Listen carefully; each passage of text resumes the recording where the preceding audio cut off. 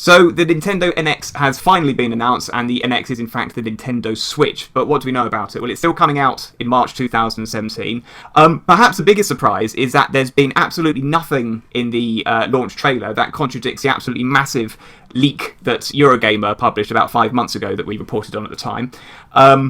We already knew about Zelda. We'll talk about games in a moment. The device is basically a screen with 2 detachable controllers that can be docked to connect to your home TV. Now, the built-in screen is apparently 720p in resolution. This marries up with some of the rumours we heard earlier about game streaming to a lower than 1080p resolution. Which isn't bad for a handheld console. Well, yeah, I mean, in the context of the Vita and the 3DS, that is a much higher resolution. Yeah, that's pretty good, but it'll be interesting to see, obviously, I would imagine it would achieve 1080 on the TV. Yeah, I'd be very surprised if when it was docked and it was plugged into the TV that it couldn't achieve 1080. Now, one of the websites I read actually said that Nintendo were really positioning this as a home console first, but watching this trailer again, it's running on the screen now. I've slowed it down so you can actually see some of the flashes of the games better. I would argue that they're pushing it more of a mobile device than a home device. And I'd absolutely agree with that as well. So the home part seems to be almost an afterthought. So let's talk a little bit about the controller, actually. Well, the Pro Controller looks very similar to a standard DualShock 4 and Xbone pad, which I think is, definitely a advantage over previous Nintendo pads have had in years. It looks more comfortable and less Frankenstein monster made than the 2 detachable pads. Yeah, the 2 detachable pads, because you can when it's actually docked. I mean, you can see the pads on either side of the screen now. When it's docked in the TV, you can actually connect the 2 pads to a sort of base pad and then play it that way. But the Pro Pad looks a far better way to play. Yeah, definitely. I hope it comes with a Pro Pad. It would be a bad move if it didn't, because I think that's going to be the default way of playing. Indeed. The 2 pads, as you just saw, you saw the guy on the plane just using the 2 pads separately. They can actually also be used for local mobile multiplayer, which is quite a novelty, actually. But the pads, which Nintendo have, for some reason, called Joy-Cons, are comically small and insubstantial looking when separated. And when you're only holding one, you've basically got 1 analog joystick and the 4 buttons. Which isn't much. It doesn't seem a great deal. No. Nintendo Switches... sorry. There's rumours as well about it's going to still have the movability of the Wii controller, so it can still motion detect, and obviously the vibratic feedback as well.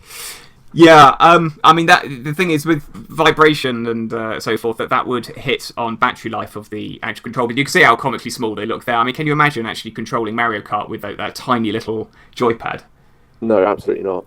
Also, the Switches can apparently, if you've got more than one Switch, you can network them locally to play multiplayer games and not have to take the controllers into 2 separate parts. Which is a good sign. Now let's talk about the thing that's on everybody's mind, the games. Yeah, well, they've announced Zelda Breath of Wind, obviously, it's going to be launching alongside the Wii U. I mean, big surprise here. I mean, Skyrim remastered. Yes, yeah, I don't believe that had been previously announced. I mean, obviously we knew, because I think Breath of the Wild was the only game that had actually been confirmed prior to this. We did actually also know, probably more through rumour than anything, that Nintendo were busily remastering games. You can actually see what appears to be a remastering of Super Mario 3D World. There's a bit of speculation about whether that's an entirely new game. I suspect it's probably a remastering with a few little added extras. You also saw Mario Kart 8 earlier. That, again, appears to be a remastering, albeit with an extra character. Splatoon also appears in this trailer. With different character customizations that you got with the current Wii U version of Splatoon and different outfits as well. So, rather than just upscaling them to the new console, they have actually added little tweaks here and there to try and make it feel like a slightly different game. We've also got NBA 2K17. Which Nintendo hilariously show a bunch of hipsters going to a basketball court and playing. Oh, how meta. Everyone's going to do that. Yeah, exactly. Let's go to a basketball court and then play a pretend version of basketball on Nintendo Switch. There you go. You can see Splatoon being played. This is the local networking that I mentioned earlier, so you can actually play multiplayer with other people who will... And if you are a super serious esports team, you would have a pad in the middle and a marker pen. Yeah, say, okay, Splatoon gang, let's talk about some really serious tactics before we play with our paintball super soakers. Right, wait. All these standard third-party publishers are going to be supporting I nearly called it the Wii U, the Nintendo Switch. They release an infographic with Ubisoft, EA, all the Bethesda, all the standards that you'd expect. However, a word of warning: we heard a similar story at the launch of the Wii U, and when the Wii as well, actually, to be fair. Yeah, that's true, but more so with the Wii U, because Nintendo really tried to position the Wii U as another mainstream console, which never, when it didn't really take off, the third parties jumped off quicker than Captain Chatino from the Costa Concordia. I mean, another interesting decision is that the games will be on cartridges. Yeah, they really are going back to their roots with it. I mean, obviously, their handhelds have never moved away from cartridges, but Nintendo have always been quite reluctant to go with proper DVDs. I mean, with the GameCube, they use those little proprietary half-size DVD type things. Obviously, before that, the N64 they had cartridges, and I remember having to take the cartridges out a few times and blow on them to get them to work. Oh, yes, we've all been there. But to be honest, I think with a portable system, cartridges are pretty much the only option, because if you've got an optical disc spinning away inside there, that's going to hit the battery hard. As we saw with the PSP. So we're presuming as well that it's going to have NFC in there. And Amiibo support. Indeed, yeah, we saw all the Amiibo characters standing beside the console there, and if it's going to have a load of remastered games, that does actually make a lot of sense. Let's talk specs, shall we? Well, it's going to have an NVIDIA custom-made Tegra processor, so I mean, this is definitely going to make it less powerful than the Xbox Scorpio, PS4 Pro, and probably less powerful than the PS4 Amateur and Standard X-Bone, which is a big disappointment in my opinion, probably the biggest disappointment of all. Yeah, I mean, this was obviously quite widely rumoured.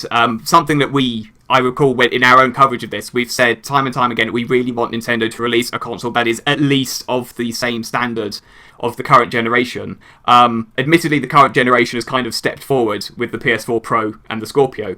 However, they're going to be releasing a console that is less powerful than the PS4 Amateur and the original X-Bone are now actually looked at as last generation because they've essentially been superseded by their own updates. And I mean, this all reeks of deja vu, doesn't it, with the Wii U?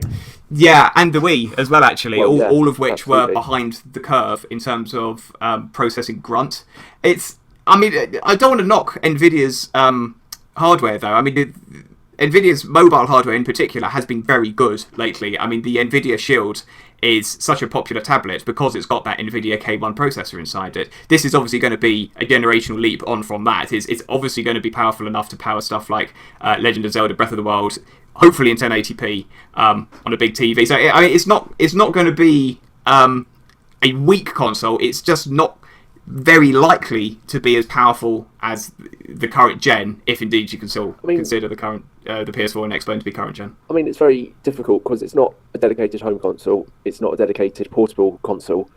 Is there that many people who are looking for in between? Most people are looking for one or the other, not both in one. Well, I mean, I only recently got a 3DS, so I only really want a home console, to be honest. Let's talk about what hasn't been addressed in this trailer. There are still a few unknown quantities. One of those is detailed specs, which we've obviously just spoken about. You know, there's obviously quite speculative what we were saying about the Tegra processor, but to be honest, it's that could be for version 2 of the Tegra, which obviously hasn't came out yet.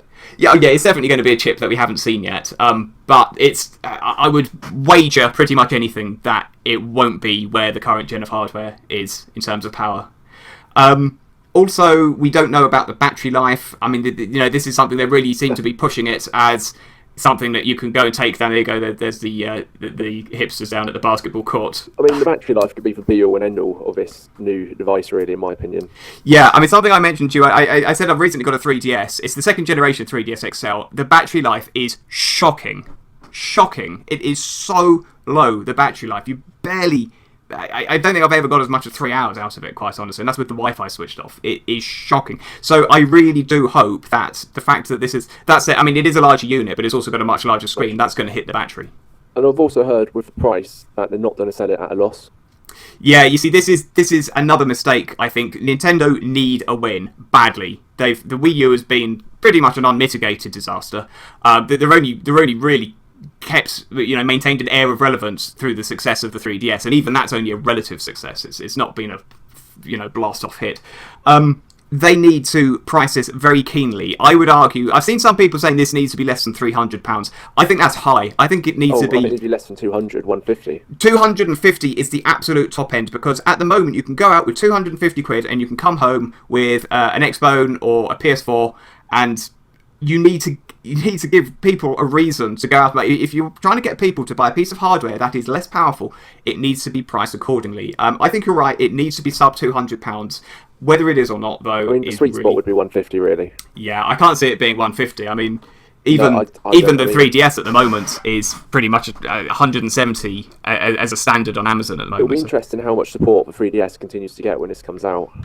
I really hope it is still supported, because the 3DS, really. It is a good console. I can't see this particularly being a replacement for the 3DS, even though... It's a bit big and bulky, really, isn't it, for a dedicated handheld? Yeah, I mean, would you really be more likely to whip that out on the train than the 3DS? I mean, the 3DS just folds up nicely, whereas this, you've got to get it out, you've got to take out that little kickstand on the back, set it up on the table, take out 2 controllers, and there's no two ways about it. People around you are all going to be thinking one thing, and that thing is bellend. Whether you like it, hey, I love gaming, and I would love it to be socially acceptable to bust one of these out on the train. It's not going to happen. I mean, maybe like on a plane or something, if you're going on like an 8-hour journey and you thought the battery would last that long.